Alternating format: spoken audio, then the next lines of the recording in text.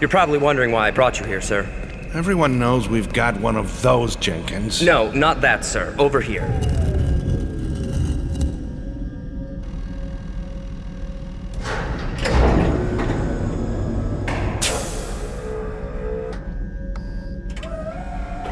We found them playing it inside the ship. Good God! Well, were you able to retrieve any information from it? That's what I need to show you, sir.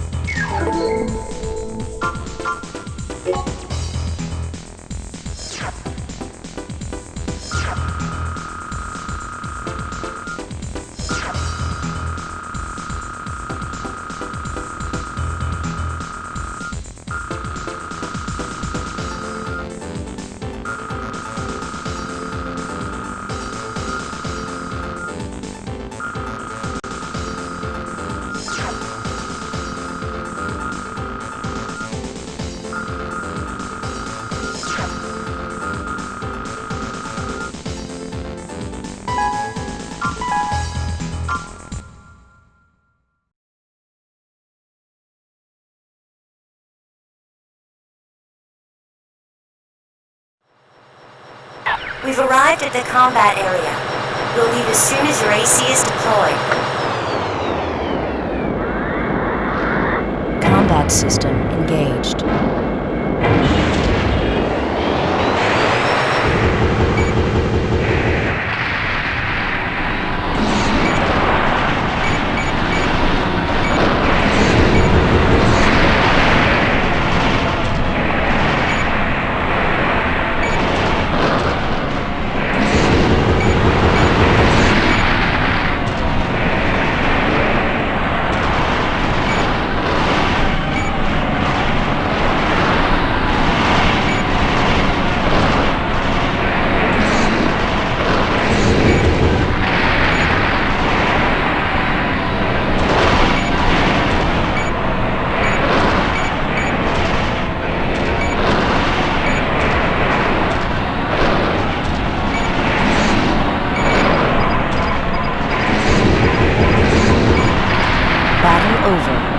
Combat system disengaged.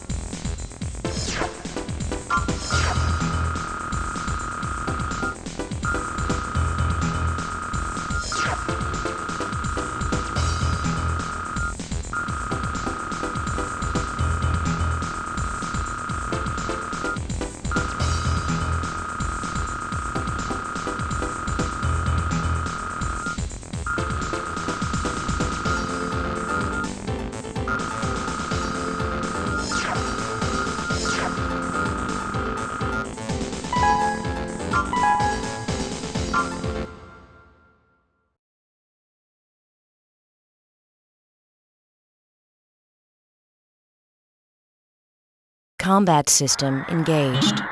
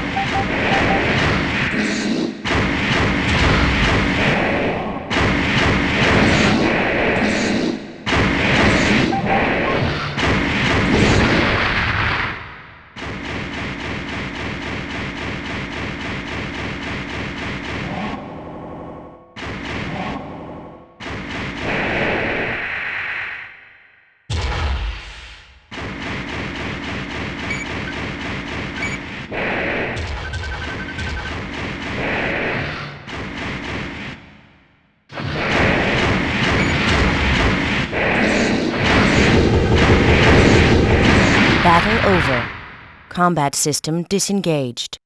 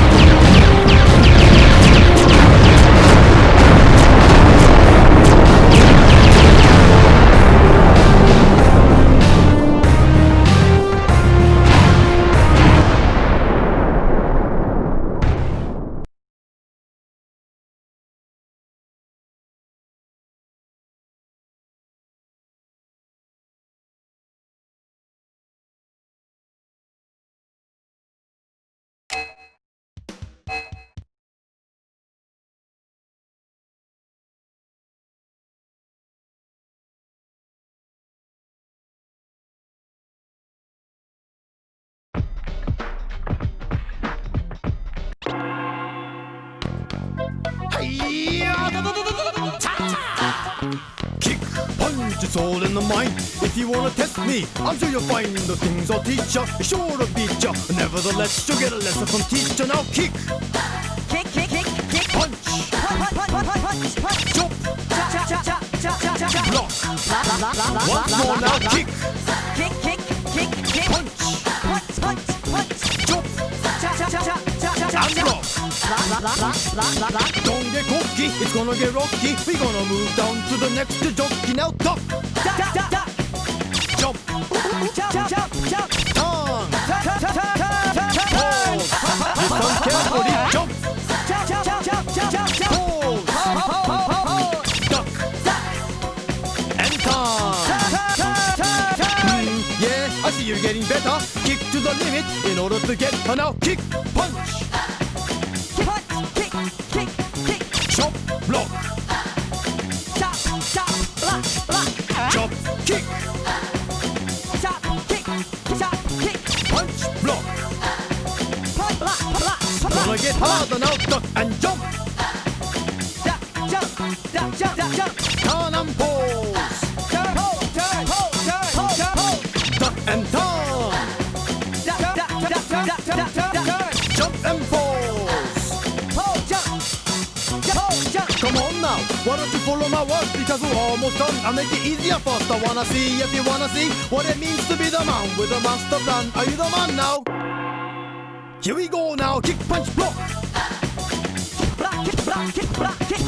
chop, kick, block, turn and kick it, block that punch, duck, duck, turn, jump, kick, chop, and punch, punch.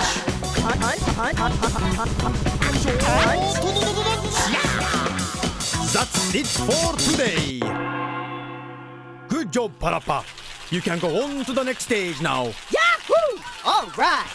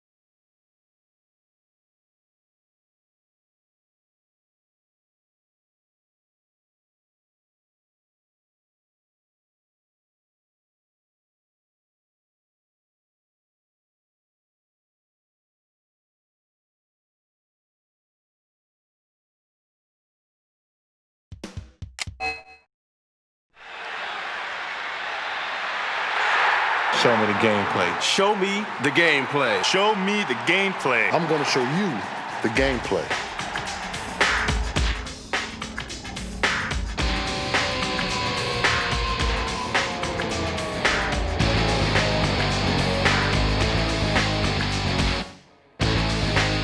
They want to get the players' feedback. They want to get their interest. They want to go as far as to get their movements. And so now when somebody plays a game, they're playing a simulation of an actual football game.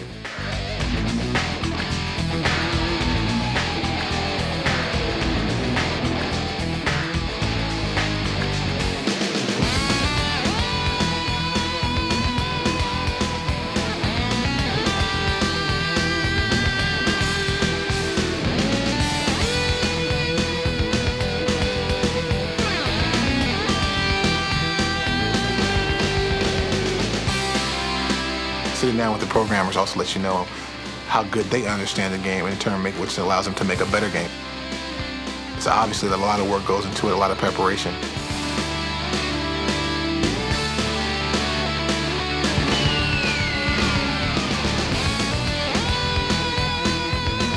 The key was to get some realistic plays that Pittsburgh Steelers ran, defenses that we ran, specific plays that players really need in the game. You look at the game and you go, well, heck, we run that same exact play. One of the biggest things in the NFL right now is the zone blitz. So they're going to incorporate some of the zone blitzing into the game, different types of coverages that we play now.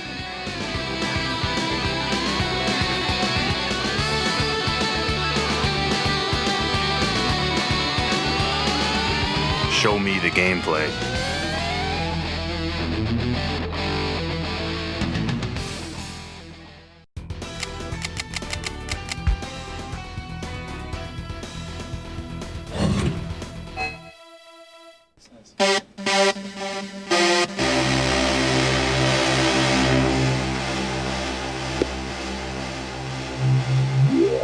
Like your typical sound engineer, started out in bands in high school and recording, basically, and was more interested in what was going on the other side of the glass, so to speak. So I went to Berklee College of Music and studied audio engineering, And then headed out to Hollywood and basically paid my dues in the recording studios, getting coffee and running errands.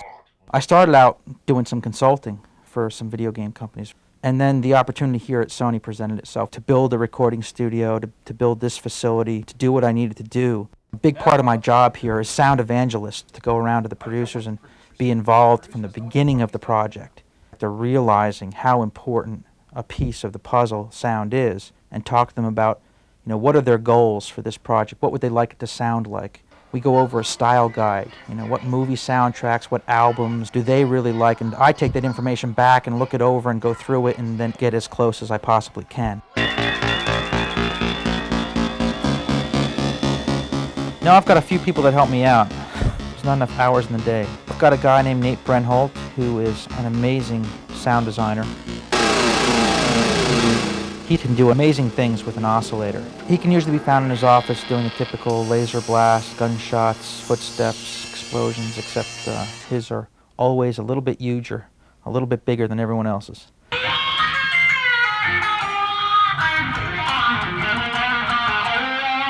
Chuck Dowd is on staff, and he is primarily a composer. He's doing the score for a game we're doing right now called Blasto. His bag, if you will, is what a lot of the producers in-house want on their games. We have a interactive audio engine here. We call it an adaptive MIDI engine.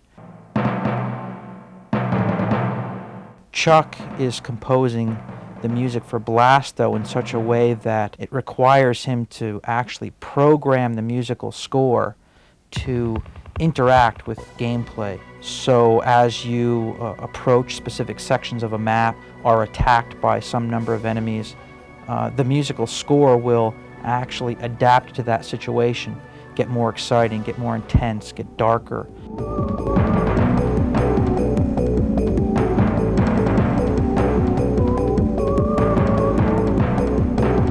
If you're just roaming around exploring, it'll get much more moody and just ethereal. And to the point where if you roam around long enough, the music will actually stop for a while, which is actually even more dramatic, because then when you come around a corner and there's an enemy, you'll get this explosive music will enter back in.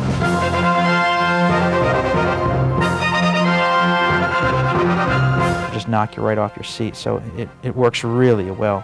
Yeah, that requires Chuck to actually program the musical score. He has to really think about not only the typical issues you have to think about when you're composing musical motifs, but he has to think about each gameplay situation that may arise.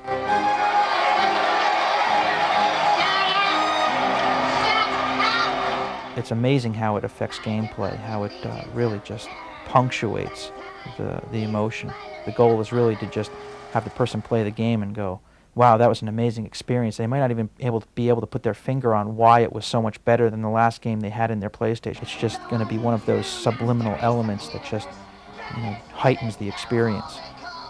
And it just shows the potential that the PlayStation has for sound generation. I think when people get this game, they're going to hear the thing perform like they haven't heard it perform before. I'd help you out, but I don't have a spatula with me.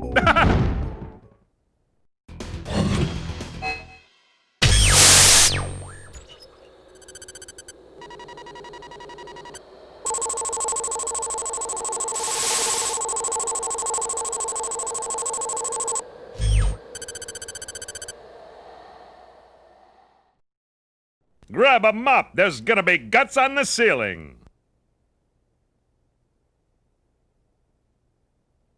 Yikes! Ow!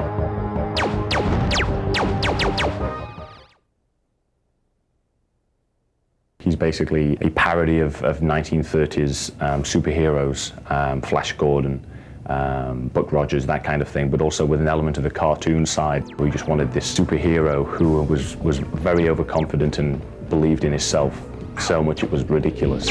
Oh, I'm good. I guess if you were to take, say, Duck Dodgers, Powdered Toast Man, and Dirty Harry and throw them into a blender, you'd come out with Liquid Blasto. He's a cosmic custodian and these aliens are tracking up his floor. I guess that's how you could put it.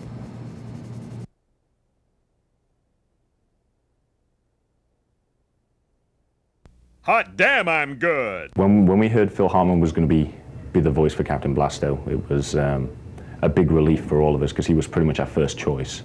I'm so good. When we first started developing the character, we'd come up with voices and constantly mimic Blasto, how we wanted him to sound. And all of us would say, you know, like Phil Hartman. Hot damn, I'm good. I'm back, but this time I brought a friend with me. Let me introduce you to Mr. Fishin' Blaster. The game basically takes place in a future world where Captain Blasto is protector of Earth and the galaxy, or at least self-proclaimed protector of the Earth and galaxy. He's warned that Bosk, his nemesis, is up to his old tricks again, plotting to take over the Earth, or at least destroy it, and to go and put a stop to it. If this doesn't kill you, I'm yours on a sesame bun.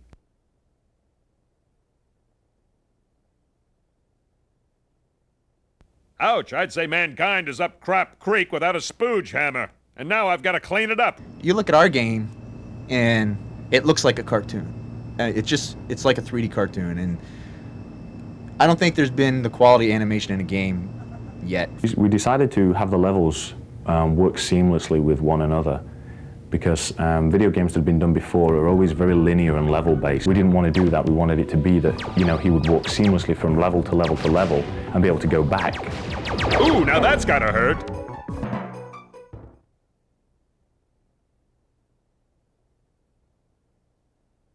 Does a Terrian bat fart propane? Blasto in his initial stage, I don't even think he was human at that point. I was playing around with some different characters, some anamorphic characters. I wanted some sort of a space hero that would be fun, something that maybe had the feel of, say, Duck Dodgers. Better have a doctor take a look at that one. Because I really, really love that stuff. But then eventually tried to work it into more of a humanoid type character. Damn, got you all over my shoe. We felt that the personality in the character could really add a lot to a game that we were wanting to do, which was this 3D roaming free environment. So the three of us, you know, pushed around a few ideas with this personality.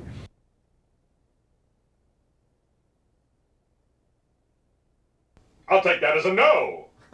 I'll take that as a no. The main challenge of like portraying the artist's vision on the screen was the cartoon sense of the world he wanted to create. And that means like no visible polygons, make it look like a cartoon. The technical innovations in Blasto are generally to do with the 3D performance of the game. We've developed a good system for streaming the levels from CD constantly on the fly. There's no loading time involved.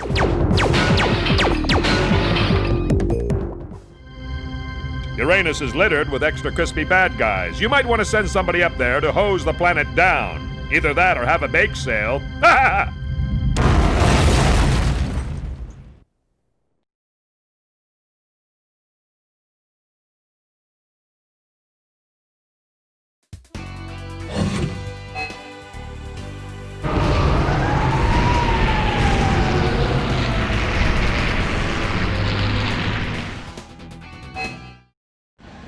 What would you do if you could go to a place where gaming was appreciated for the awe-inspiring experience it is? Where up-and-coming games were yours for the trying? Where you could feel the electricity in the air? If you're anything like Brad Lynch and Christopher Gordon, you'd know exactly what to do. Play till your thumbs bleed.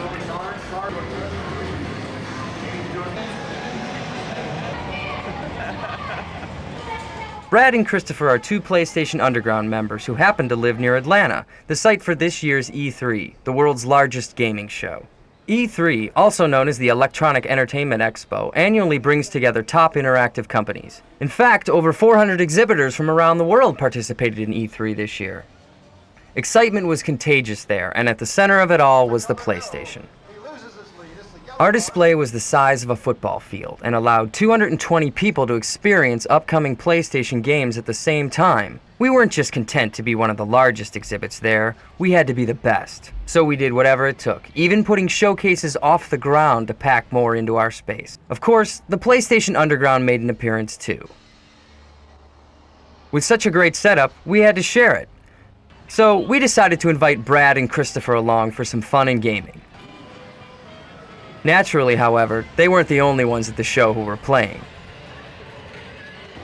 All in all, the two found the show not a difficult experience to take. Thanks for playing, guys.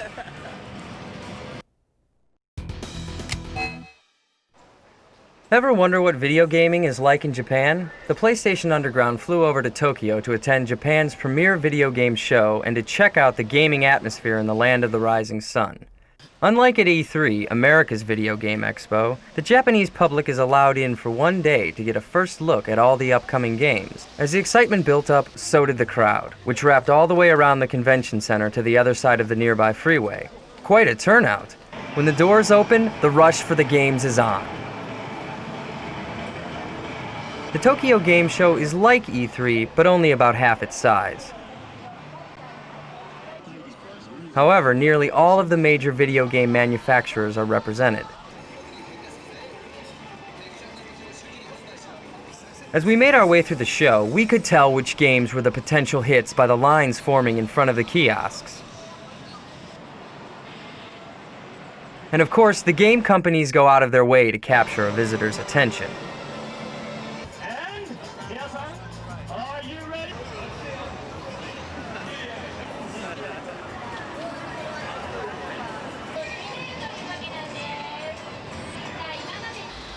After the show, we decided to do a little game shopping and check out gamers in their natural habitat. In Tokyo, there is no better place to do that than in the Akihabara district, a 1 square mile shopping area that is to consumer electronics in Japan what Rodeo Drive is to fashion in Beverly Hills. You can get a game fix right on the street. Our conclusion, here at the center of the PlayStation universe, almost everyone is a player. And in Japan, like everywhere else, the #1 system in gamers' hearts and minds is PlayStation.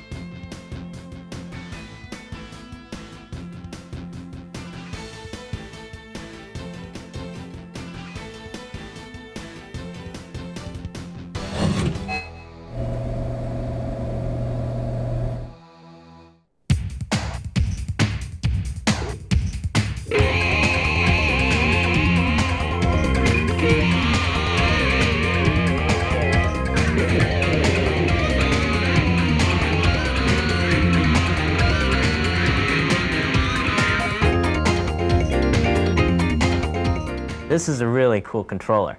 It really has a lot of flexibility in the sense that, as in previous games you've created, they supported digital. What we have with the analog is you're able to now fluidly control your game in many different ways. We're starting off in digital mode, and as you see, I'm accelerating, and every bit of turning, I'm actually hitting my directional button. And then when I brake suddenly. As I start in analog, I have a finer control of my driving.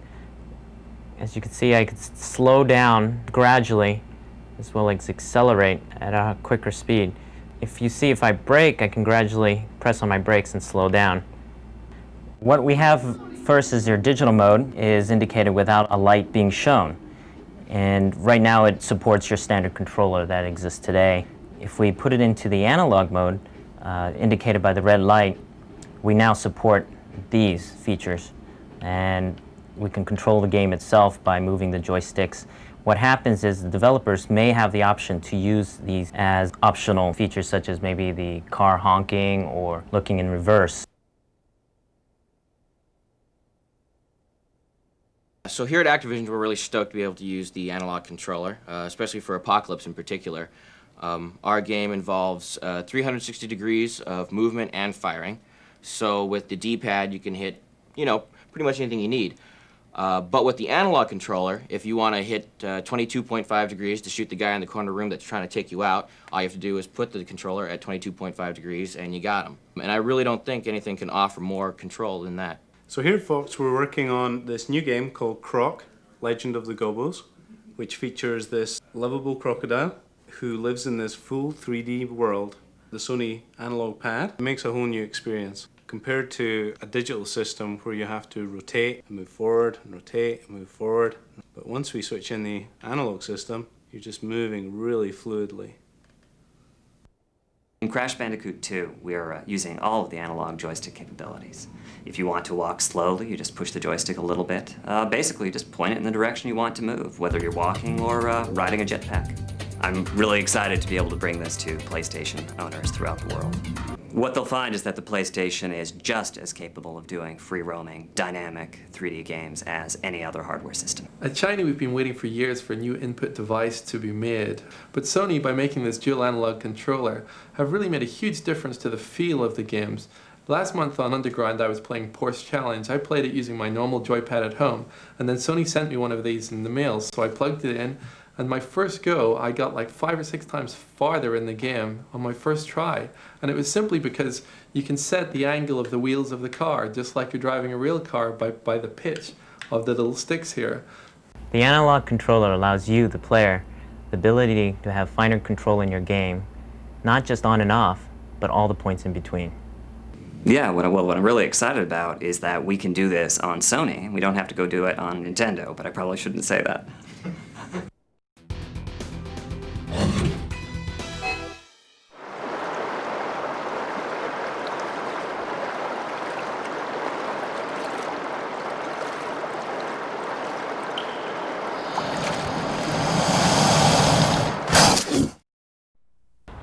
How are those black PlayStation CDs made?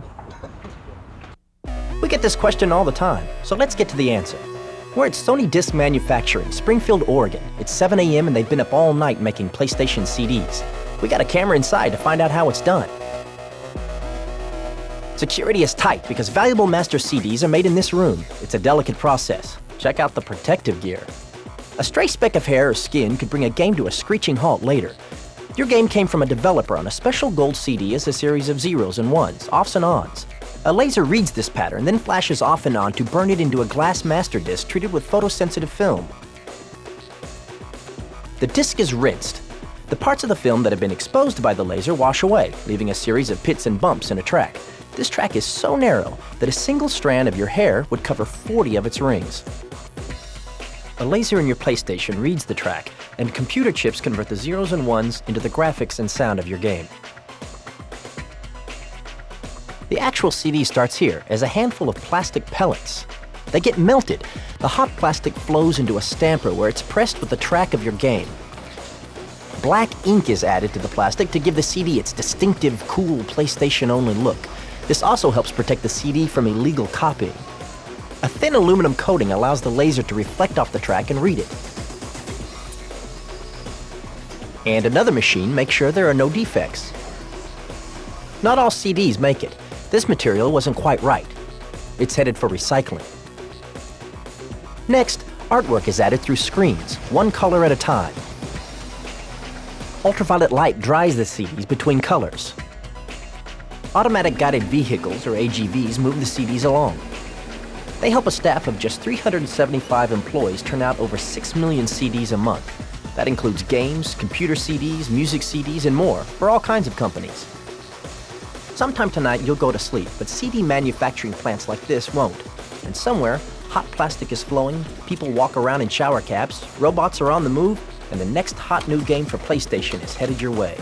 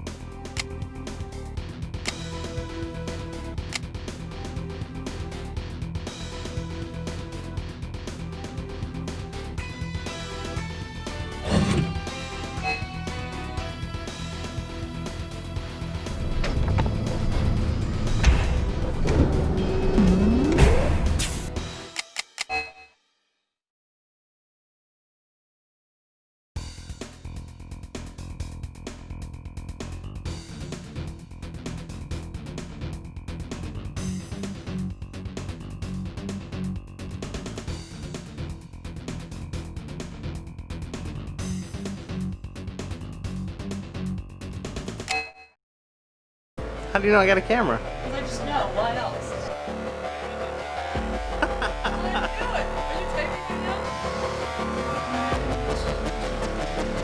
Hey, go shine on Amy. She's photogenic.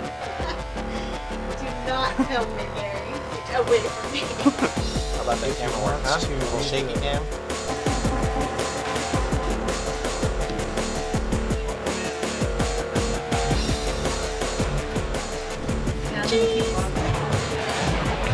Everybody say hi.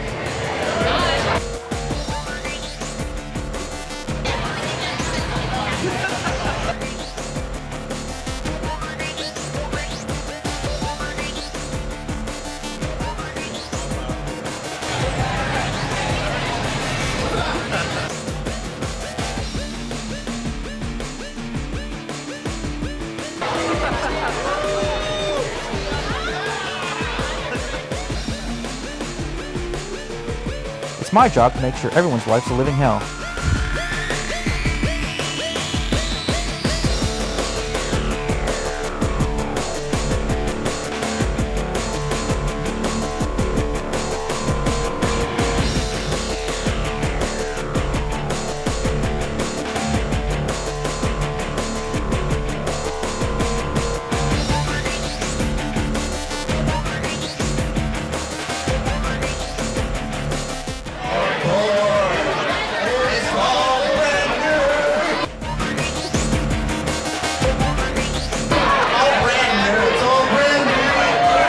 Gary loves PlayStation. It's Blasto! I'm going to Disneyland! It's Blasto!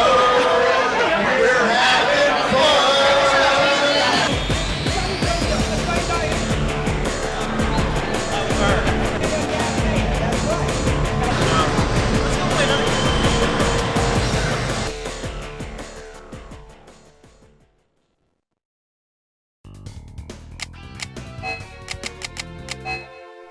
We were hanging around Atlanta for E3 when we found out that the winner of the first PlayStation Underground CD sweepstakes lived nearby. So we had the grand prize shipped overnight to our hotel, rounded up a van, and hit the freeway. The whole team was anxiously waiting to meet the winner. And waiting. And waiting. Finally, we reached Fayetteville, Georgia, in the Atlanta suburbs. And there she was, our grand prize winner, Carrie Davison. For taking the time to enter, she won the hottest fully integrated home entertainment center, a Sony Maximum television system, specially delivered by two hulky members of our team. Of course, we had to stick around a while to enjoy some good old Southern hospitality. And in the process, we managed to add a new member to the PlayStation Underground family. Nice to have another satisfied customer. Mission accomplished. Enter this issue sweepstakes and maybe you'll be our next stop.